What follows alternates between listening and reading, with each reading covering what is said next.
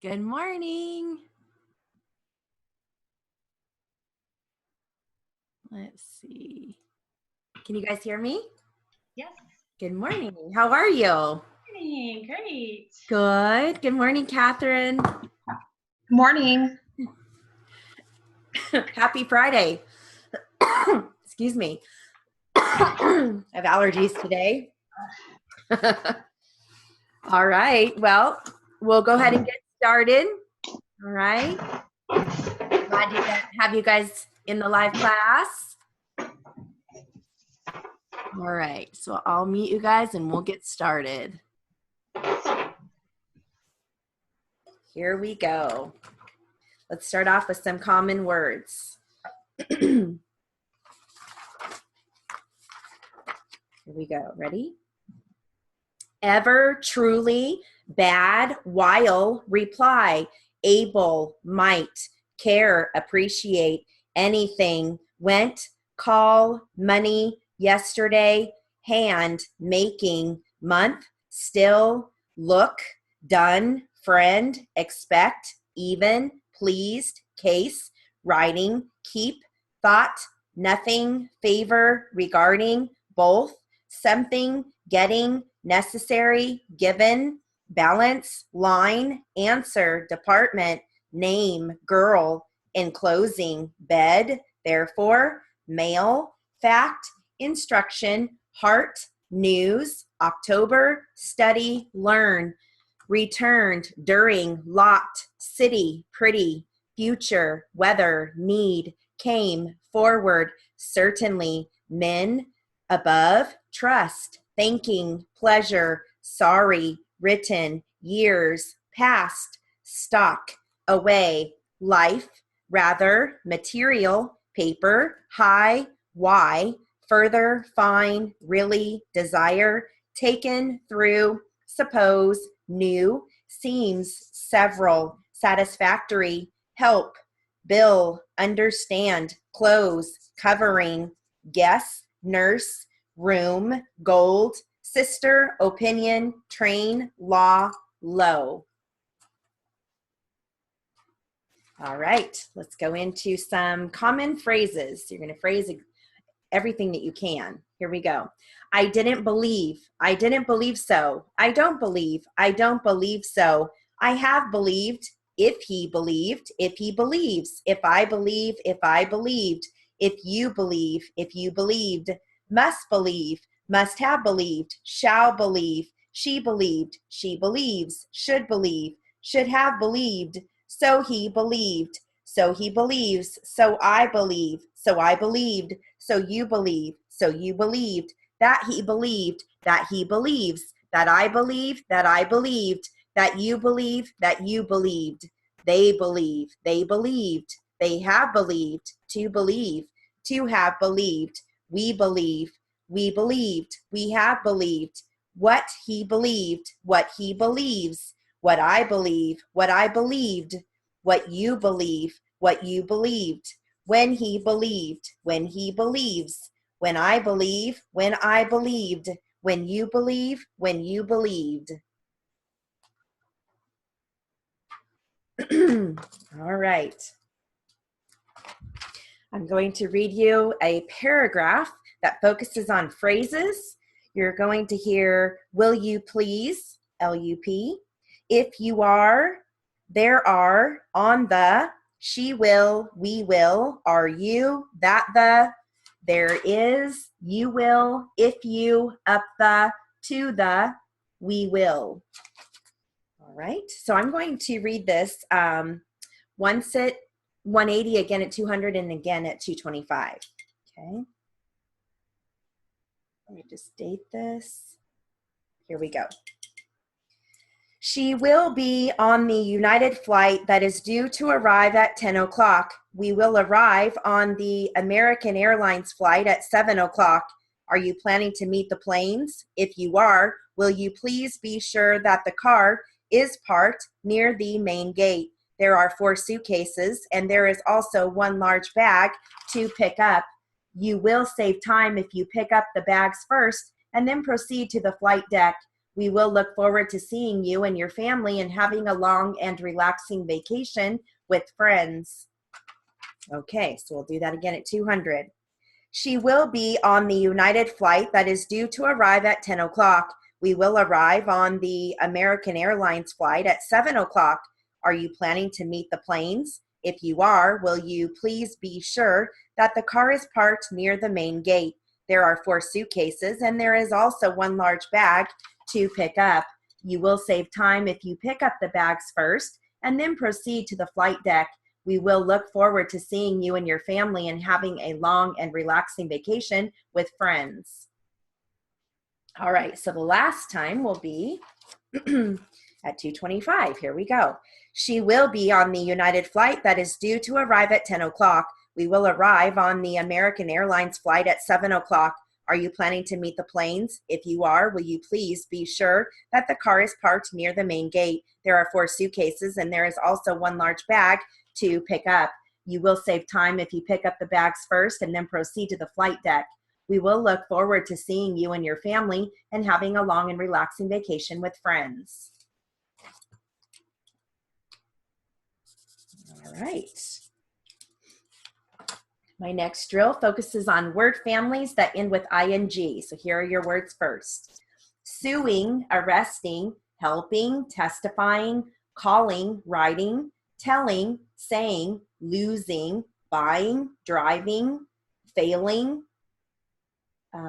Yep, that looks like it's it for the words. Here are your sentences. Jake is suing the company for damages. He is suing his wife for divorce. The arresting officer is present. He was in the process of arresting a suspect. Are you helping at the Friday night potluck? Stacy is helping to serve. After testifying, he left the courtroom.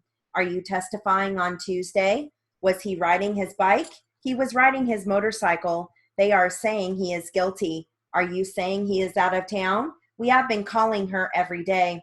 They will be calling Mrs. Smith to testify. Was Sam telling the truth? I'm telling you the truth. He is losing the election. She is losing weight. Are you failing history? I am not failing any of my classes. Was Tom driving the car? My family is driving to the East Coast in August. He is buying a new car on Wednesday. Are you buying a house in the city or a house in the suburbs?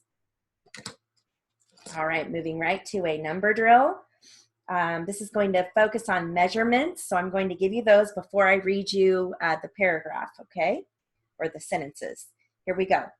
6 3/4 inches, 52 feet, 9 inches, 8 1/8 inches, 17 feet, 2 inches, 4 1/2 feet, 729 feet, 9 1/4 feet, 718 feet. Okay, here is your paragraph. Ready? The boards were measured. Type A was 3 feet, 2 inches long. Type B was 6 feet, 4 inches long. Type C was 7 feet, 1 inch long. We then measured the steel pipes. 3 of them were 4 feet long with a diameter of 2.5 inches. 4 pipes were 5 feet long with a diameter of 13 1/4 inches. 5 of the pipes were 12 feet long with a diameter of 3 1/8 inches. In our order, we requested that all of the boards be at least 3 feet, 2 inches in length, and that the pipes be at least 4 feet, 2 inches long with a diameter of 2.5 inches or more. All right, so I'll read that one more time I'll read that at 200, okay? Here we go. The boards were measured. Type A was 3 feet, 2 inches long. Type B was 6 feet, 4 inches long. Type C was 7 feet, 1 inch long. We then measured the steel pipes. 3 of them were 4 feet long with a diameter of 2.5 inches. 4 pipes were 5 feet long with a diameter of 13 1/4 inches. 5 of the pipes were 12 feet long with a diameter of 3 1/8 inches. In our order, we requested that all the boards be at least 3 feet, 2 inches in length, and that the pipes be at least 4 feet, 2 inches long with a diameter of 2.5 inches or more.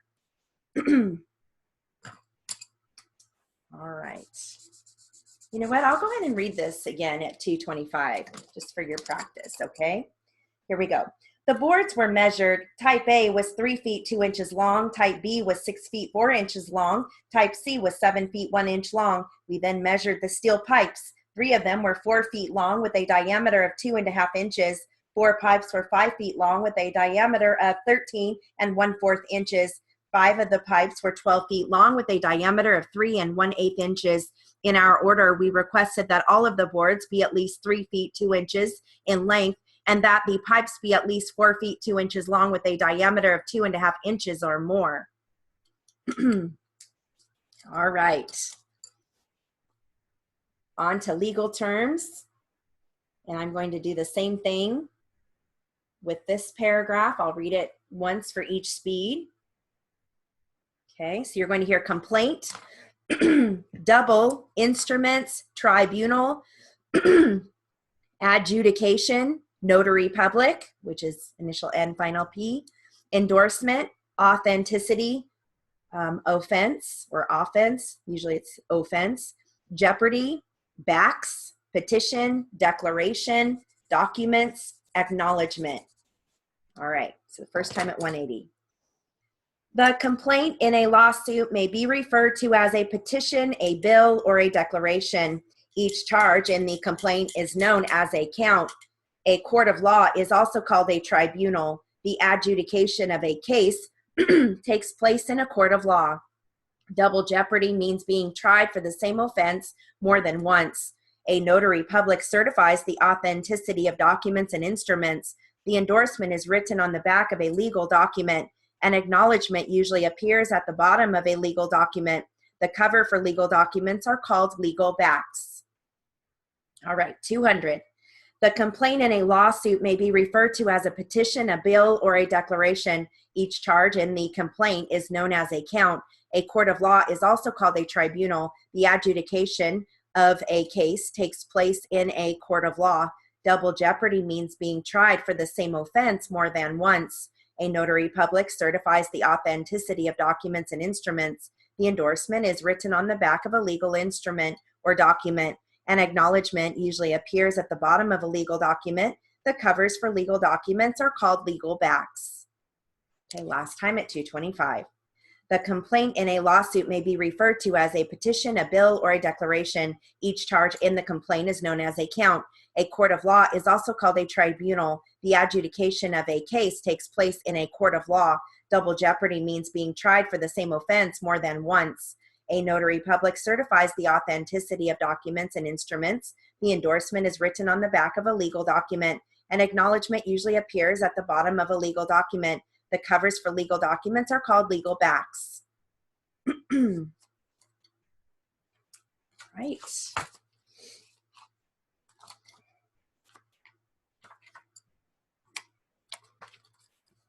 Give you some consonant compound doublets. Here we go. Sharp turn, gray barn, firm stride, slight smirk, bent twig, feeble cry, ground level, broad brim, furled flag, hard term, landscape, wheelchair, hard drive, flesh wound, green paint, short stack, bleached blonde, field crops, grand slam, wild stag, thick stew, strong brace, gold plate, stone step, steep climb, free press, cruise ship, heart trouble, small snack, steady grip, marked cards, great threat, grilled trout, basic trim, cheap shot, blue sky, brief stay, white clouds, dark brown, bridge span, black stripe, slow drip, blood stain, clear glass, snowstorm, frail child, clean pants, gray stripe, drop cord, thin blouse, cross stitch, double play, quick twist, cold spell, cruel sneer, smokestack, shrill squeal, warm breeze. All right.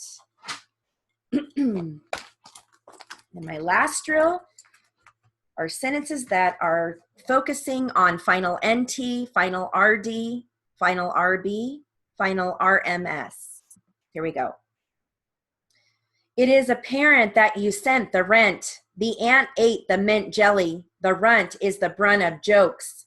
Kay's tent pole was bent. The hint by the parent was to punt.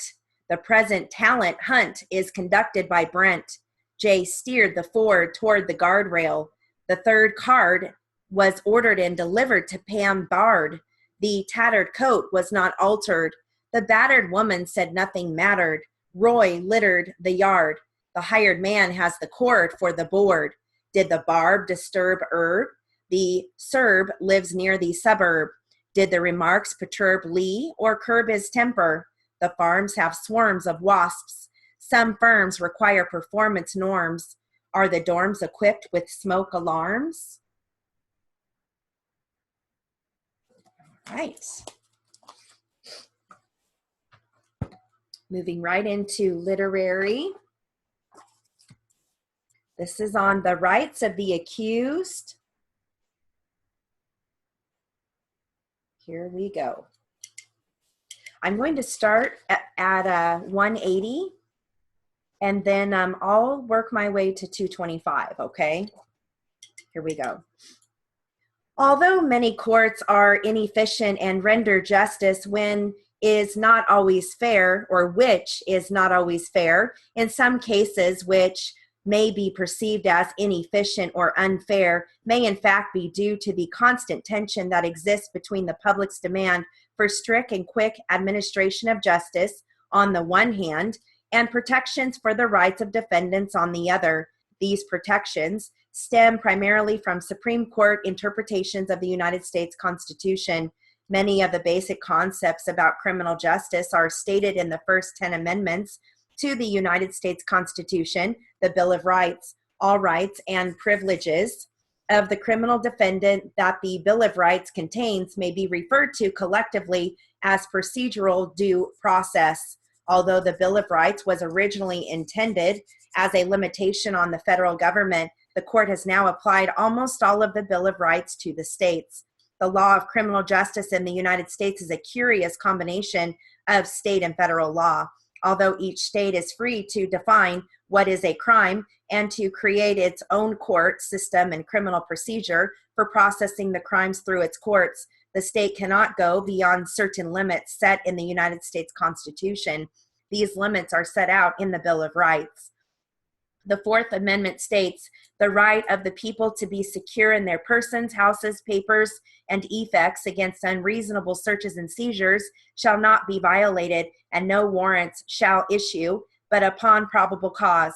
The Supreme Court has interpreted the Fourth Amendment to mean that one is free from search unless the police have probable cause to believe that there is contraband or evidence of the suspected crime at the place to be searched. Suspicion of a crime is inadequate for search or arrest. Probable cause, that quantum of evidence that leads to a reasonable person to believe that guilt is more than a possibility, is the essential element.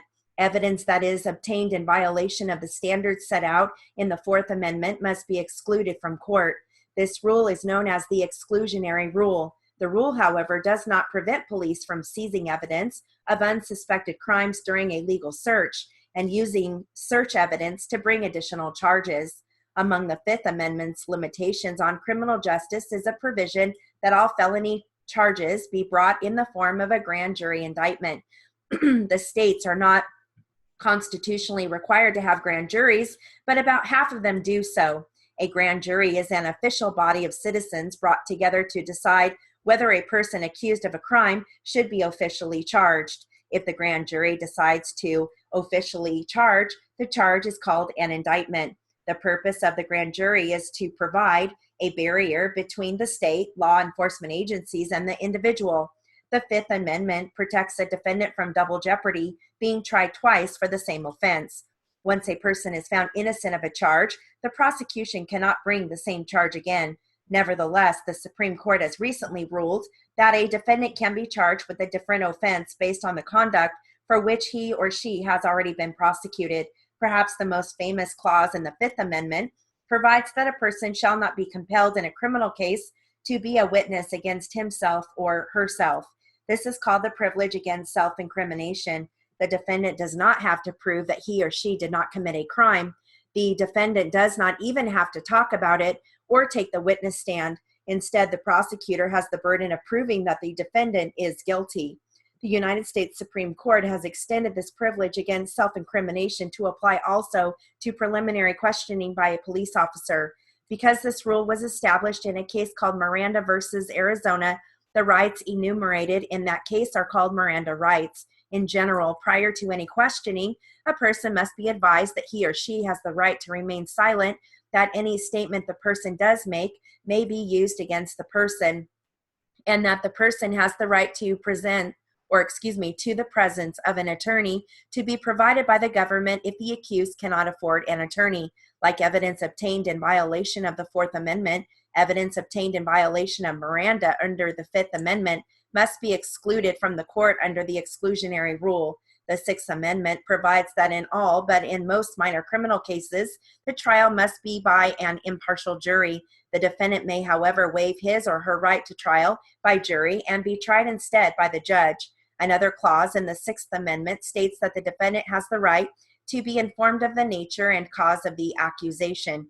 An indictment or other charging instrument must contain precise technical language concerning the nature and cause of the accusation, because the defendant may only be tried on those offenses listed in the charging instrument. Therefore, evidence pertaining to any other offenses is usually not admissible during trial. The Sixth Amendment also states that in all criminal prosecutions, the accused shall enjoy the right to be confronted with the witnesses against him. This clause gives a criminal defendant the right to be present in the courtroom at every stage of the trial. It also ensures the defendant the right to cross-examine those who testify against him or her. Finally, the Sixth Amendment gives a defendant the right to assistance of counsel for his or her defense. Although anyone who can afford a lawyer may hire one at any stage of a criminal proceeding, the Supreme Court has interpreted this clause to mean that even those who cannot afford an attorney have the right to one. The court has held that if a defendant is indigent, the judge must appoint an attorney to represent the defendant. Lying at the heart of this rule is the court's realization that without an attorney, a defendant's chances of having a fair trial are slim. The Supreme Court has also ruled that the criminal defendant has the right to effective assistance of counsel, and that if a defendant is convicted and the defense attorney's omissions or failures were sufficiently given, the conviction is not valid. The right to be represented by counsel is not limited to defendants who are tried for serious offenses. The Supreme Court has ruled that no person may be imprisoned for any offense, whether classified as petty, misdemeanor, or felony, unless he was represented by counsel at his trial. Therefore, if a person could go to prison, even for a day, as punishment for the offense with which he or she is charged, such person has the right to counsel. If, however, the maximum penalty is only a fine, the accused does not have the right to court-appointed lawyer. The Eighth Amendment forbids cruel and unusual punishment. Courts have had great difficulty defining this elusive term. After many years of verifying interpretations, it has come to mean punishment characterized by the unnecessary and wanton infliction of pain that is out of proportion to the crime. For example, in 1977, the Supreme Court ruled that the death penalty is out of proportion to the crime of rape, where no life is taken. In recent years, the Eighth Amendment has been raised frequently by prisoners filing lawsuits in which they complain that prison conditions are so appalling as to constitute cruel and unusual punishment. The Eighth Amendment also prohibits excessive fines. In 1993, the Supreme Court ruled that forfeitures of property owned by defendants convicted under federal drug laws are subject to the Eighth Amendment test against excessive fines.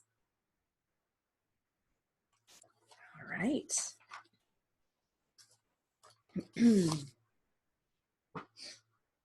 How are we doing on time? 9:28, good. All right, I have an article here for you. This is called When a Crash is No Accident. Okay. So Southern California is ground zero for auto insurance fraud. I'm just stating this. All right. Here we go. Ready? I will read this at I'll read this at 180 because it's probably going to be a little challenging. Here we go. A trucker was traveling south on Interstate 405 in November 2015 when he encountered the bane of all Southern Californians, slow traffic. It was nothing unusual for a Wednesday leading up to rush hour until the Toyota Camry in front of the truck suddenly hit its brakes. The truck driver attempted to veer and instead crashed into the car before tipping over, but something was fishy. The evidence in all of the interviews indicated there was no reason for the Camry to have slammed on its brakes, said California Insurance Commissioner Dave Jones, describing what investigators later discovered was a staged accident designed to defraud the truck driver's insurance company. Two of the Camry's occupants subsequently admitted that they were part of a conspiracy. The tool job, as that crash came to be known because the truck was carrying tools, is one of hundreds of auto fraud cases the state investigates each year. The California Department of Insurance, known as CDI, employs approximately 300 detectives to investigate several types of fraud, and about a third of its resources is focused on auto insurance claims. Since 2001, the CDI's Urban Auto Fraud Task Force has teamed up with California Highway Patrol first responders and county-level district attorneys to catch and prosecute organized criminals making false insurance claims. In many states, including California, insurance companies are required to refer suspected fraud to the CDI. The Automobile Club of Southern California, for example, maintains a special investigative unit that looks into suspect claims using a variety of forensic tools to detect fraudulent activity. We have many success stories where we've confronted perpetrators about their scheme and they walk away from their claim because they were caught, says Jim Will, Vice President of Insurance Claims for the Auto Club. We also referred cases to local district attorneys for further investigation and prosecution when the evidence warrants it. Auto insurance fraud is a felony and the penalty could carry a significant fine, including jail time. Criminal intent. CDI Detective Sergeant Jose Solario was a supervisor with the task force that helped solve the tool job case. A 9-year CDI veteran, he is based in a non-descript office in South Los Angeles. We deal with creepy stuff, says Solario, who has been called in on cases when the CHP suspects foul play. When we make search warrant entries, we are finding a lot of illegal weapons. Auto fraud investigations is dangerous work because so much of the high value fraud involves staged crashes that often are perpetrated by known gang members. Through the task force, the state has arrested members of the local Bloods and Crips and the MS-13 Mexican Mafia. Still, anyone can commit fraud. The CDI has also collared grandmothers and Major League Baseball players. Whether perpetrated by those acting alone or by organized criminals, auto insurance fraud takes many forms, from exaggerated injuries and crash damage to fake thefts and backdated claims. Although individual auto insurance fraud is more common, the losses to insurance companies are far greater on a per-claim basis in fraud cases involving organized crime and its favorite tactic, staged accidents like the tool job. No way out. The so-called swoop and squat involves as many as 3 criminal vehicles targeting a single unsuspecting victim, often a distracted driver in a high-value or well-insured car or truck. 2 of the criminal vehicles box in the victim on both sides, preventing the driver from switching lanes when a car suddenly pulls directly in front of him and slams on his brakes, causing a crash. As Solario investigates a busy Los Angeles freeway, he scans the surrounding traffic with the mindset of the many criminals he's helped to catch. He's looking at where people are driving, what they are driving, and how. You will see people eating, fiddling with their music or phone, putting on their makeup, he says. Fraudsters like to target distracted drivers because they often didn't notice if their cars or if other cars start to box them in. Solario says a lot of swoop and squat crashes involve box trucks on highways with heavy truck traffic. As he passes a UPS truck, he notes that's a good target vehicle. Why? They have good insurance, so they've got deep pockets. Farther along the freeway, he points out a Mercedes. I also like this one. It's an expensive vehicle. The abundance of truck traffic and high-value vehicles are part of the reason auto insurance fraud is so prevalent in Southern California.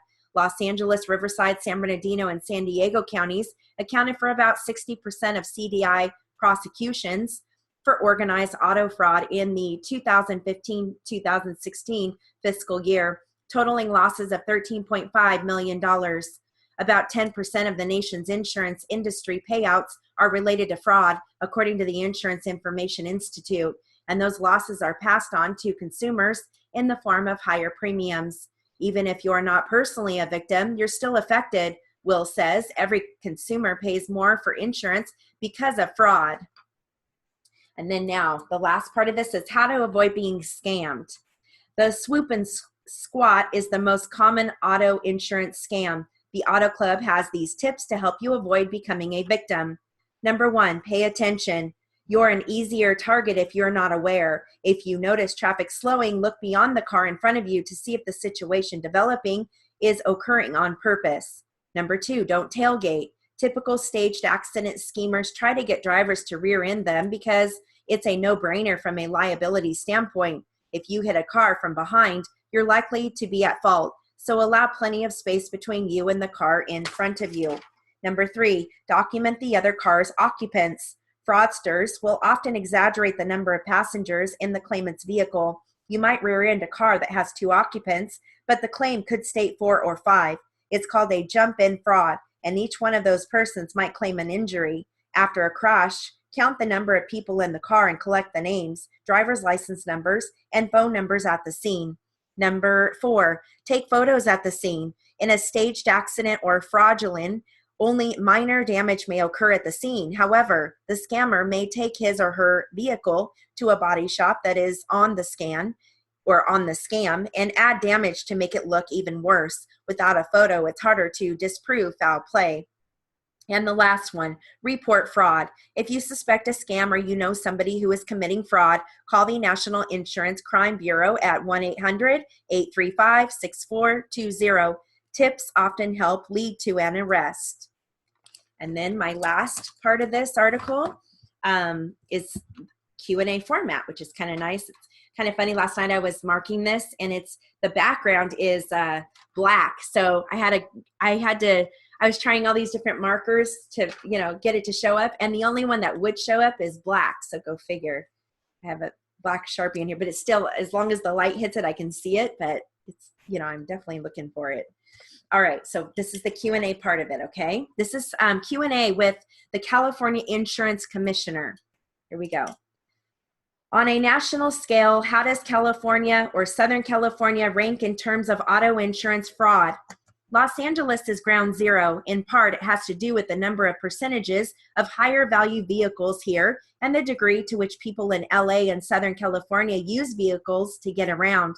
LA is also the hub of a number of major national interstates. There's a tremendous amount of truck traffic, and trucks can be targets. And then you also have organized gangs operating, other criminal enterprises that might decide to get into auto insurance fraud too. How do you catch perpetrators at fraud? The enforcement branch is the largest branch of the California Department of Insurance. Oftentimes people think of us as a consumer protection agency, but we're also a law enforcement agency. We have great partnerships with local law enforcement and auto insurers. Auto insurers, including the Auto Club, gives us referrals that helps us focus our investigations. How much auto insurance fraud occurs in the state? In the 2014-2015 fiscal year, we made 1,135,000 arrests and had 1,231 convictions. So let me say that again. My pen was in the way of that number. We made 1,135 arrests and had 1,231 convictions. The amount of chargeable fraud came to more than $17 million. What is the funding source of fraud prosecution? Policyholders. It's not taxpayers. Funds come from a statutorily set of fees of $1.50 per vehicle per year on auto insurance policies. How big a priority is preventing auto insurance fraud in California? We devote a great deal of attention to auto fraud, both internally and throughout the collaborations with the district attorneys, the DAs. In 2015-2016, we provided about $22 million in assistance to the DAs to prosecute auto fraud. that's a good share of the overall assistance we provide to the DAs for various types of fraud. Very interesting. I had no idea that that even existed, and I saw that last night and thought, wow, that'll be a good one to read to you guys. All right, so let's go into jury charge. How are we doing? Okay, we're doing good. The subject here is union complaint.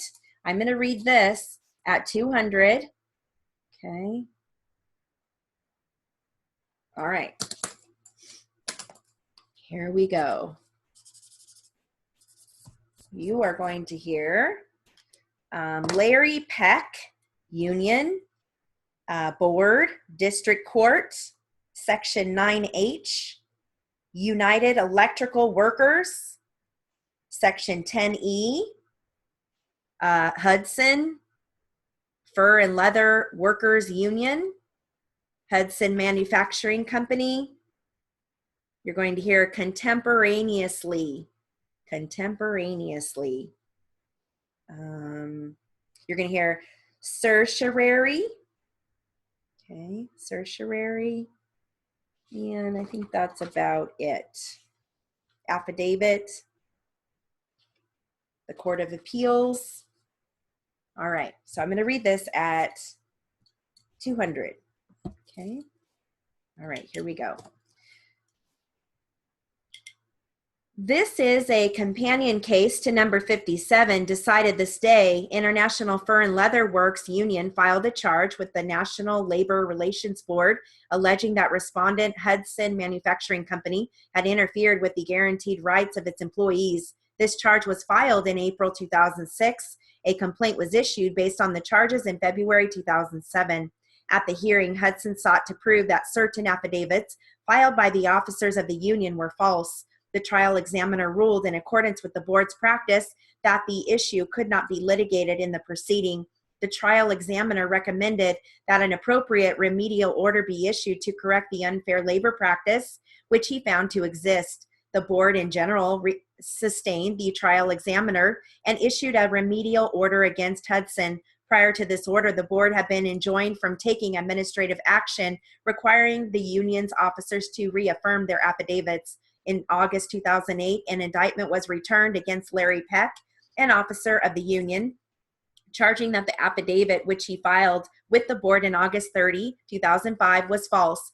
Peck was convicted for that offense. Thereafter, the board ordered the union to show cause why its compliance status under the act should not be altered unless Peck were removed from office. The union re-elected Peck as its president. Shortly thereafter, the board declared the union out of compliance with Section 9H. The union then obtained a preliminary injunction from the district court enjoining the board from altering or restricting the union's compliance status by reason of Peck's conviction. The Court of Appeals affirmed.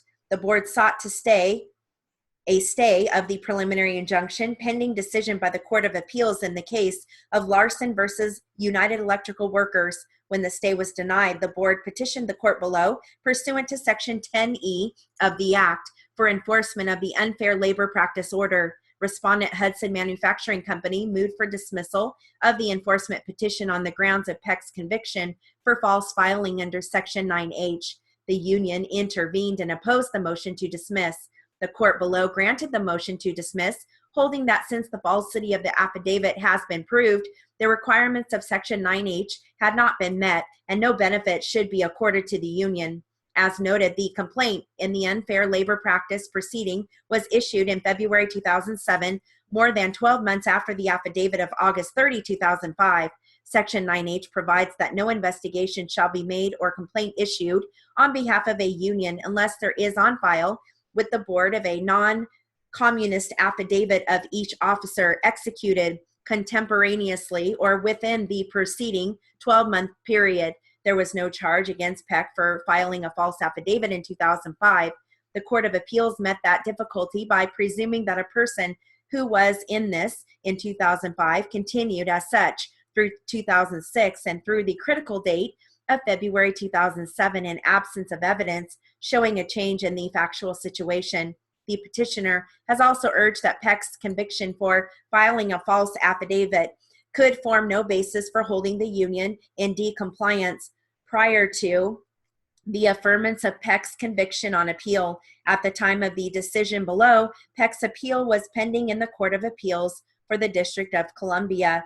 As noted, we have granted certiorari to review the affirmance of his conviction. We conclude that the sole sanction of Section 9H is the criminal penalty imposed on the officer who files a false affidavit, not decompliance of the union, nor the withstanding of the benefits of the act that are granted once the specified officers file their Section 9H affidavits. Having so concluded, we find it unnecessary to reach the collateral phases of this controversy.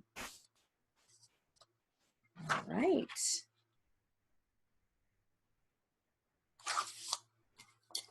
Let's go into Q&A. And I'm going to just start with strict Q&A, okay?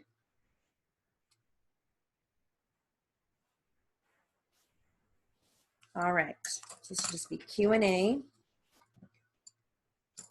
with the plaintiff, and it's just plaintiff questioning. Okay, and let's see here.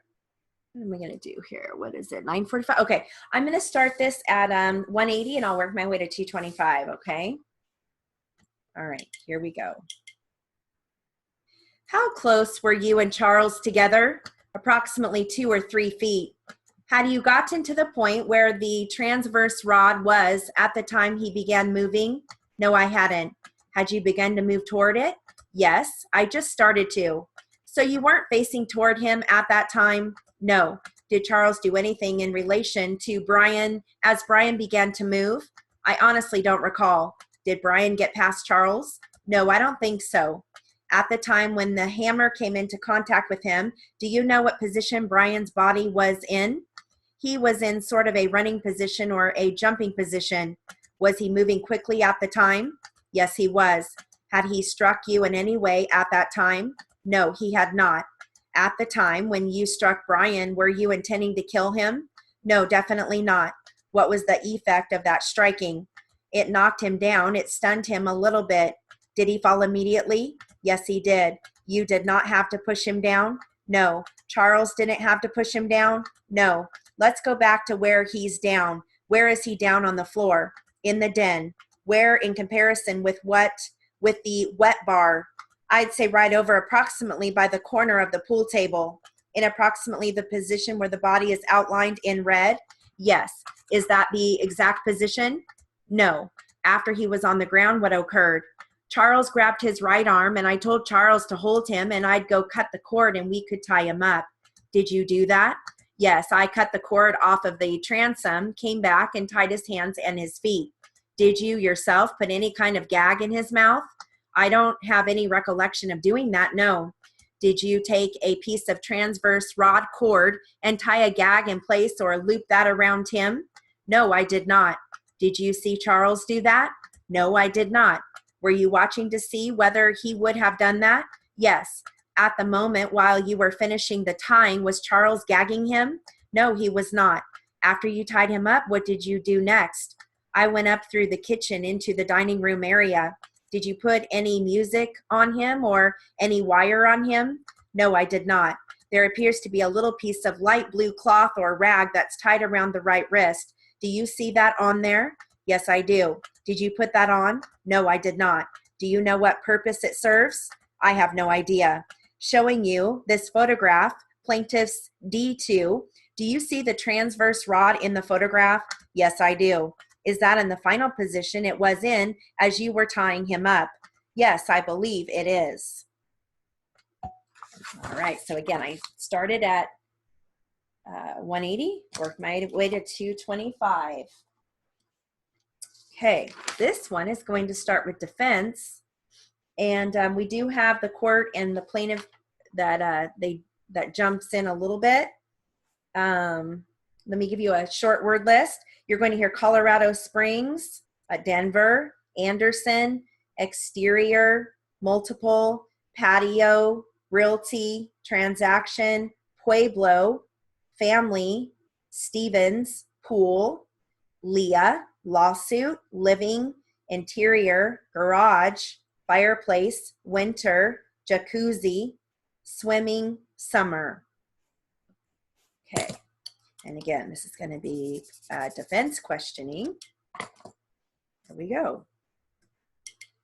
And again, I'm going to do the same thing. Start at 180, work my way to 225. Now, we are here with regard to a lawsuit that basically arises out of the sale of some property that you owned in the Colorado Springs area. Right. First of all, do you recall the particular transaction that we are here about today? Yes. Okay. When was that sale? Oh, let me see. Approximately in 2007. Do you recall basically the month? I can't know. No, I don't remember. Do you remember whether it was in the summer or the fall, the winter? It was in the winter. And where was the property located?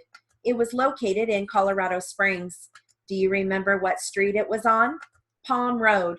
Do you by chance remember the address? Yes, sir. What is that? 24991, no, 24993. Now, how long had you owned this particular property before you placed it up for sale? Approximately 4 years. And can you give me a basic description of the interior of the house? It was a 5-bedroom, 2-bath home. How many square feet did it have? Approximately 3,000. Did it have a garage? Yes, it did. And was it a 2-car or a, yes, it was a 3-car garage. Okay, 3-car garage. Did it have a family room and a living room? Yes, it had a living room and a family room. And did it have a fireplace? Yes, sir, 2 fireplaces. And as far as the exterior, were there any improvements such as a swimming pool or anything of that nature? Improvements were the patio cover, some brickwork in the backyard, a 38-foot pool, and a jacuzzi. Had you done that work yourself or did you have it contracted? I had it done myself. Who did you list the property with for sale? Greater Denver Realty. And was there any particular person that you listed it with? It was Leah Anderson. How did you come to list the property with Mrs. Anderson?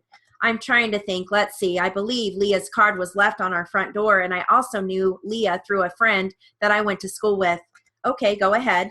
I went to school with a friend who gave me Leah's card and number. We were able to reach her through her office. We bought our home through Leah.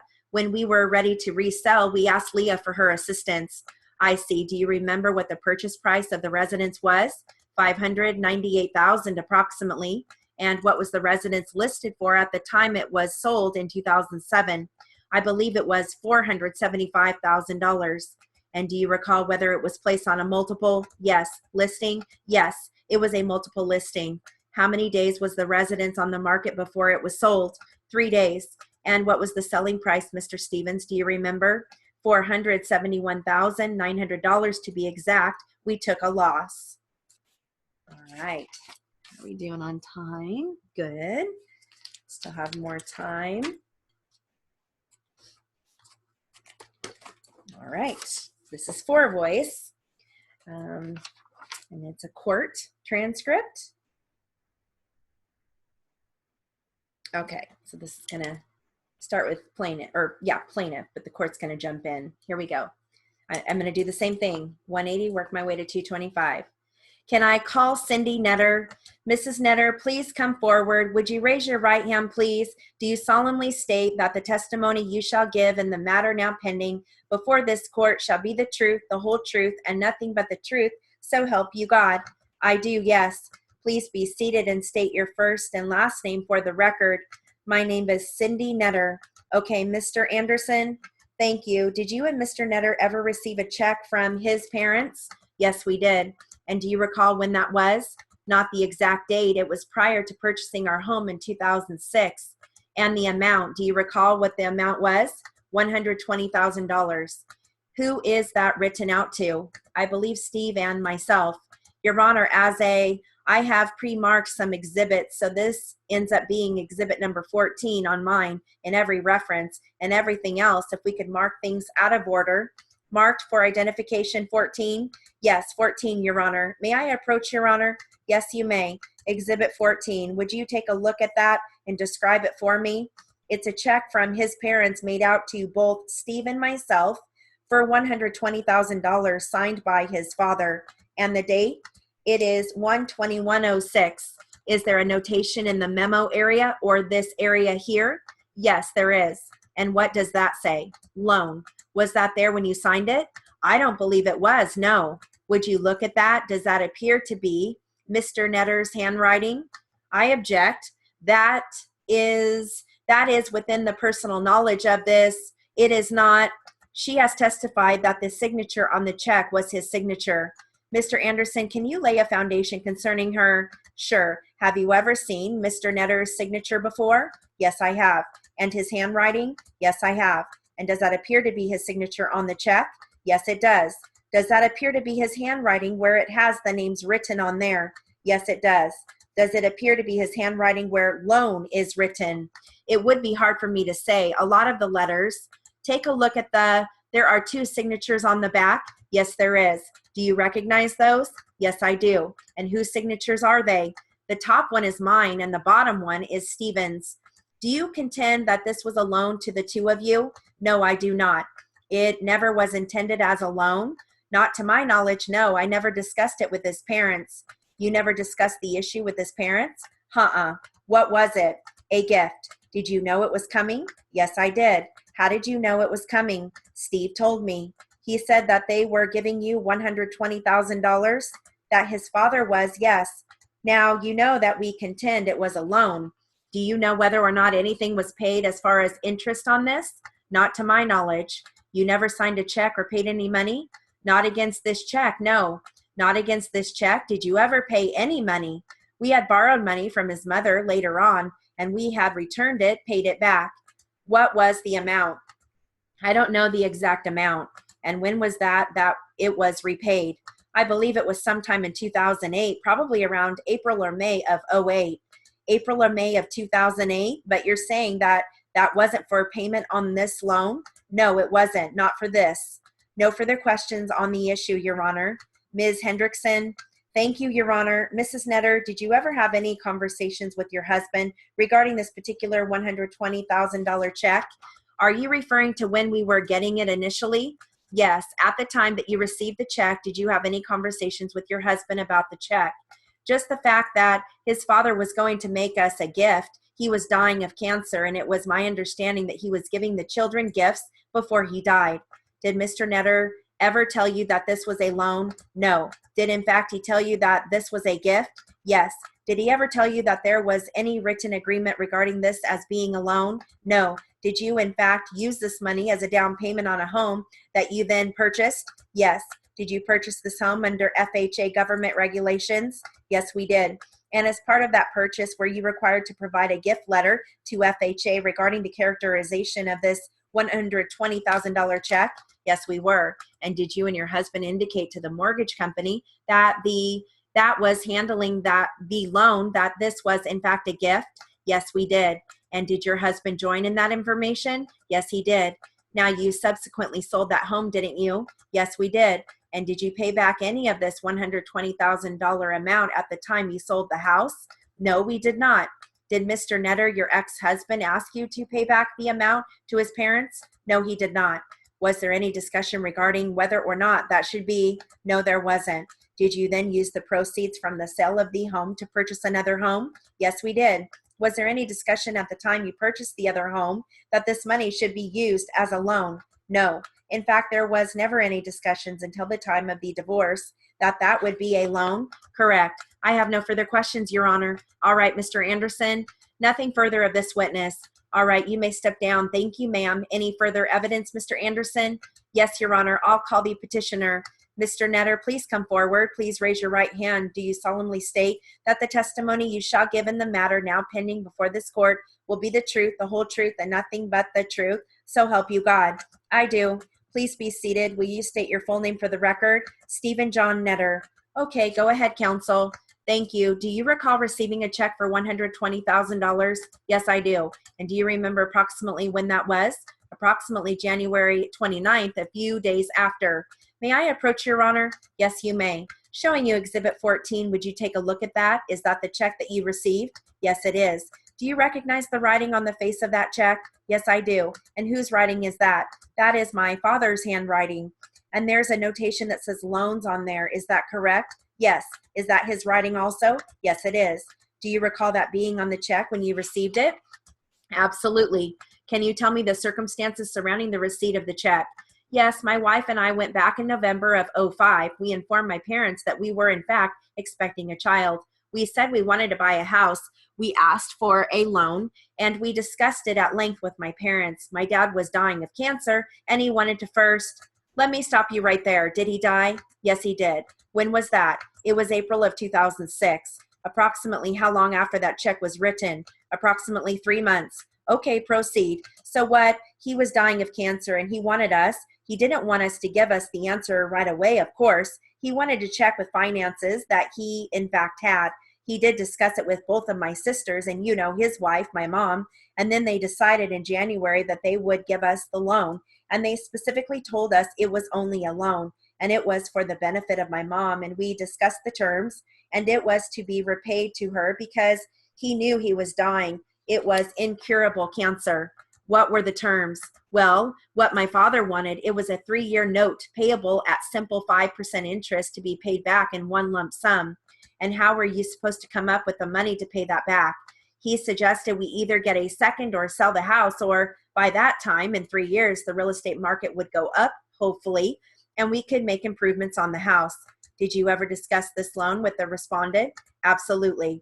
Has she said anything recently about it being, about her recognizing that it was a loan? We did have telephone conversations during the inroads here. What did she say about it? She said that she did actually admit that my father did give us a loan, but she was not going to pay my mother back one red dime. Now, this was a loan. Was anything ever paid? Yes, it was. How much? We paid the $20,000 interest for the first 2 years that we did have the money. And when was that paid? It was paid in late May of 08, 2008. Yes, it was. And there are well, let me show you. I inadvertently have those unmarked if that would be possible. Just mark the originals. Hand them to me, please. I have 15 and 16 marked for identification. Thank you, Your Honor. Your Honor, counsel has not provided me with a copy yet of exhibit number 16. 15 and 16, I just handed her copies, Your Honor, representing that those are true and accurate copies of the exhibit. Would you take a look at, let's go to 16 first. Can you describe that exhibit? It's a letter. And who is it to? It's to my sister Diane. What is her last name? Diane Walker. And is it dated? Is the letter dated? Yes, it is. And who wrote the letter? I wrote the letter. Did you write it back when it was dated? Yes, on June 1st, 2008. How is it that you're in possession of it? I contacted my sister and she sent it back to me. Can you read it, Your Honor? Can he read it? It's only 2 pages. If I could have him read the letter. The letter is the best evidence, Mr. Anderson. We don't need to do that. Does the letter discuss a loan? Yes, it does. Does it discuss an enclosure of a check? Yes, it does. Does it say how much the check is for? Yes, it does. How much is the check? $11,030. Did you testify to the total amount of interest that was owed? Yes. At that time, the total amount of interest owed was $13,000. $13,000. So this is short of the $13,000? Yes, it is. Was there any other sum of money paid? Yes, there was either a cashier's or a certified check sent to my mother in the amount of $1,970, the difference. So $1,970 plus $11,030 makes the $13,000? Yes, it does. So why is that this check was written to your sister? Because at the time, my mom had owed my sister this amount of money, and she asked that I forward this amount to her. I'm going to show you Exhibit 15. Can you describe that? This is a check dated May 30th, 2008, made out to Diane Walker. And the amount? The amount is $11,030. Is that the check that was enclosed with this letter? Yes, sir, I believe it is. And is that on a joint account between the two of you, meaning the petitioner and the respondent? Yes. Who signed the check? Cindy Netter. Now, at this time, was there an agreement that the loan would continue, or was there any sort of a modification or anything? Yes, what we did was we needed the money to get into a new house. It was a brand new house and it needed improvements, needed the typical regular things for a new house. So we asked my mom to extend the terms of either modify the contract or extend the terms as to the $120,000. So we paid the interest payments and she agreed on the same terms of 3 years, 5% from the time the house escrow closed. When did the house close escrow? September 1st, 2008. So 3 years from now, it's already due, right? Do you consider this valid community debt? Yes, I do. Did your mother ever tell you that you didn't have to pay her back? No, never. No further questions on the issue, Your Honor. Cross-examination. Thank you, Your Honor. What is it? 10:04. All right. So that last, I would say the last half of that was all at 2:25. How did it feel, you guys? Felt fast. Yeah. Especially too when you're dealing with money, you know? Yes. And just a long time to push at that speed, but that's good practice. Yeah. Yep. Yep. Think of yourself as a runner and you're going on a long run preparing for the marathon. Yeah. Well, and what did you guys think about that literary article on the scamming, like cars, and isn't that amazing? Yeah. So, first time you read it, I think when the pen was over your number was like 1 million something, and I was just, what? 1 million people? But no, even 1,000 or whatever it was, that's a lot of convictions for tricky. Yeah, fraud. Well, and look at this picture here. I mean, these are just things that you don't even think about, but that's the picture that was in that magazine. Like they're showing you the scam, like the scammers. The red cars are the scammers and the blue is like the, like what we would be doing. And you just don't even think. I mean, I know that, there's insurance fraud, like people will get rear-ended and get a tap and, oh, I'm so hurt. And, that I knew that happened, but I had no idea that like 3 cars would go out and purposely like try to get a car to hit them so that it, terrible. Yeah. No wonder our rates are so high. That is one thing I did notice when I moved to Oregon. I couldn't believe how much cheaper my car insurance was. And I don't know if it's the whole state of Oregon or just because we were in Bend. So it was a small town, but they did say that it's because there's not a lot of traffic. So then your number of cars is just immense. I can't even believe these days, like driving somewhere in the middle of the day, I'm at home, I have at school. I'm like, why are all you other people not working? Why are you on the roads? I know it is. It doesn't even matter anymore, like what the time is. Because I know you're in San Diego area, but where are you at, Catherine? I'm just outside of Nashville, but okay. I'm a Southern California born and raised. I've only been here about 5 years, so I know how it is in LA. That's where I'm near. I was near. Yeah. So. Yeah. So it doesn't even matter anymore if it's rush hour traffic. It's just I remember not too long ago, we went to see my daughter and we left at like 3 a.m. and we still hit traffic. And I thought, where are all these people going? Yeah. It's just crazy. So, yeah. So that definitely was an eye opener for me when I read that and realized that there's actual cars out there that are trying to get you to hit them, Yeah. So, yeah. Well, you guys, thank you for being here live and have a great weekend. Thank you. See you Wednesday. It's nice to have the 2 classes. Yes, I know. I'm so excited. So don't forget, next week we'll have 2 classes for each speed. So low, the lower, the mid, and the high. So I know it's nice. So, all right. Well, have a great weekend and I will see you soon. All right. Bye. Bye. Bye. Bye.